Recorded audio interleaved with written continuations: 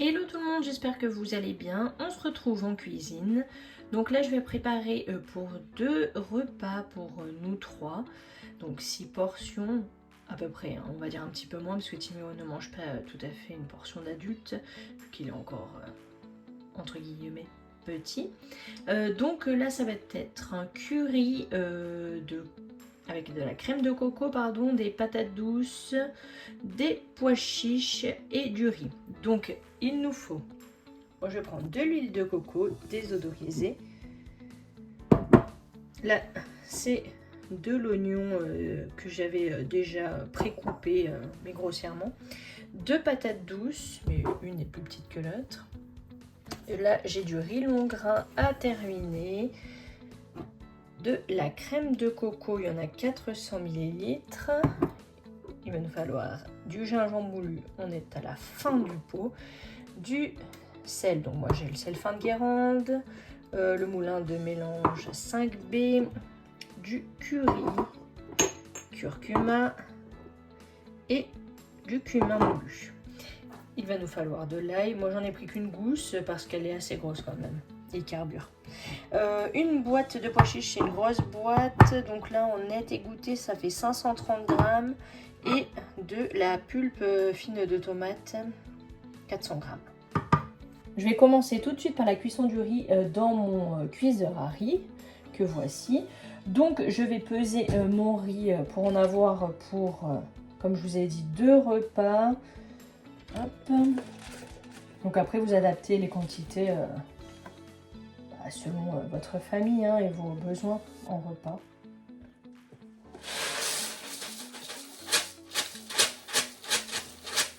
Voilà, j'ai 260 g de riz. Je vais tout de suite le rincer. J'ai pris l'habitude maintenant de le rincer. Voilà, mon riz est rincé à l'eau froide. J'ai ajouté de l'eau froide ainsi que du gros sel. Pas trop puisque c'est par absorption. Après, ça sera trop salé.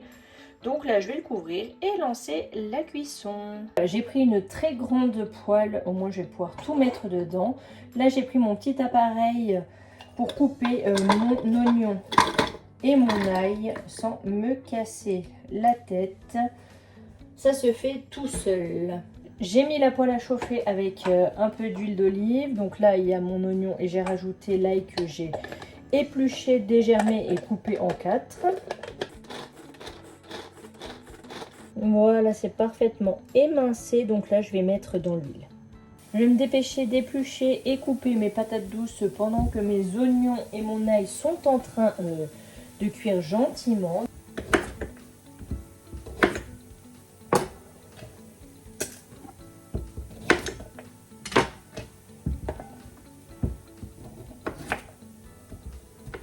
Je vous ai dit huile d'olive pour faire cuire les oignons et tout, mais c'est l'huile de coco que j'ai mis. Je sais pas pourquoi j'ai dit huile d'olive. Habitude.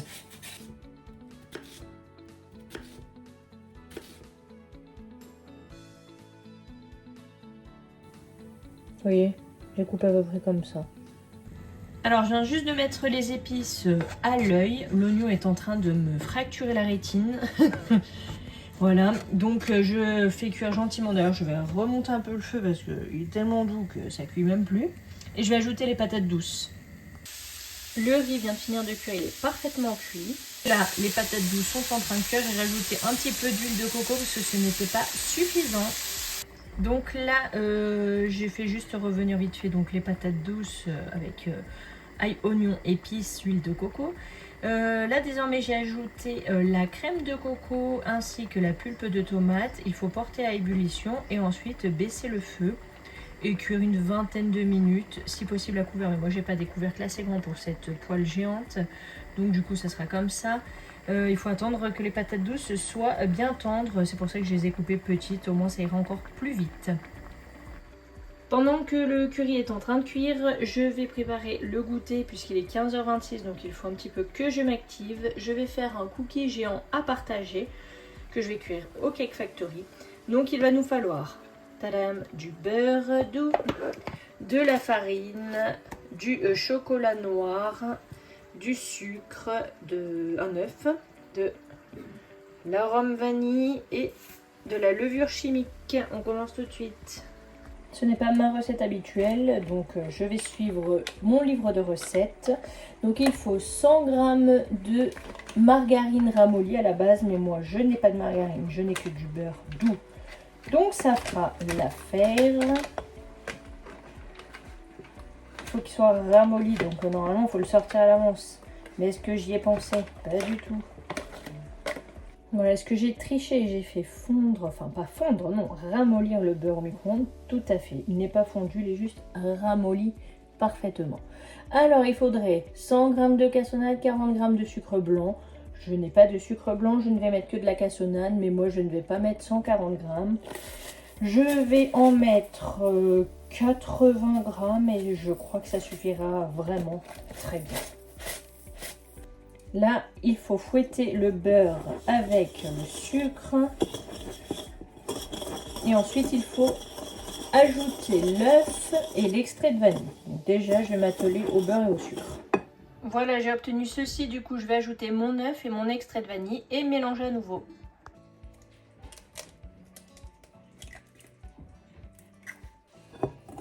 La vanille, du coup, c'est une cuillère à café d'extrait de vanille.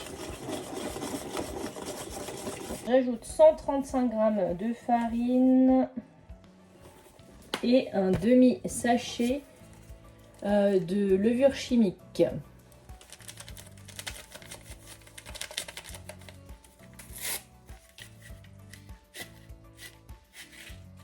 Il faut ajouter, je viens de voir, un petit peu de sel, une pincée à peu près. Je reviens sur le curry parce que ça vient juste de sonner. Ça sent trop bon, la couleur est bien belle désormais. J'adore. Les patates douces semblent bien cuites, je vais les repiquer pour vérifier. Je mélange bien donc ma pâte.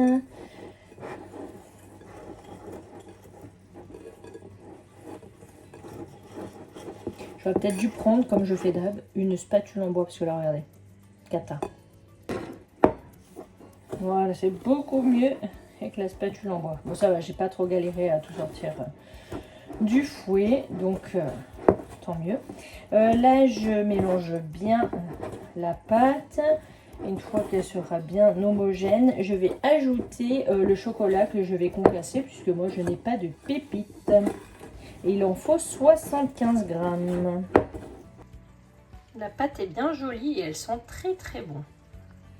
Voilà, j'ai étalé la pâte. Elle est un petit peu compliquée à étaler, je trouve. Peut-être parce que je n'ai pas mis tout le sucre, donc ça fait différent, je ne sais pas.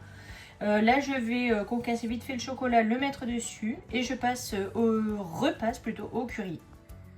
Voilà, donc j'ai concassé mon chocolat. Je n'ai pas pesé, mais il y en a moins que 75 g parce que la plaquette faisait 100 g et j'ai bien vu que j'en avais mis moins.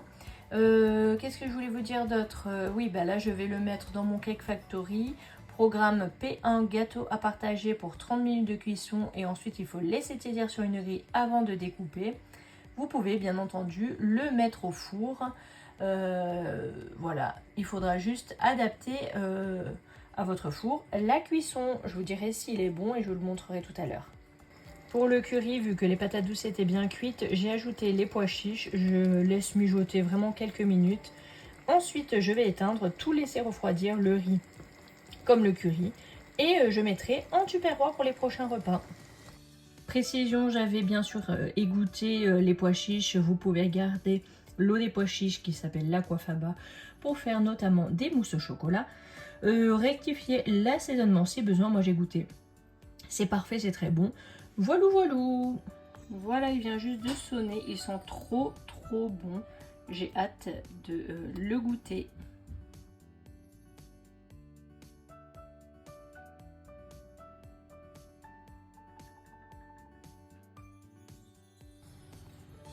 J'ai préparé une tarte au maroilles. C'est la première que je fais. Donc je n'ai pas filmé la recette. Dessus, c'est le maroilles avec de la crème épaisse, du 5B et de la noix de muscade. C'est une pâte maison type, on va dire, pâte à pizza mais avec du beurre. Voilà. Mais elle est hyper souple Elle est bien gonflée quand même, elle donne envie. Voilà, on verra si c'est bon, je vous dirai ça.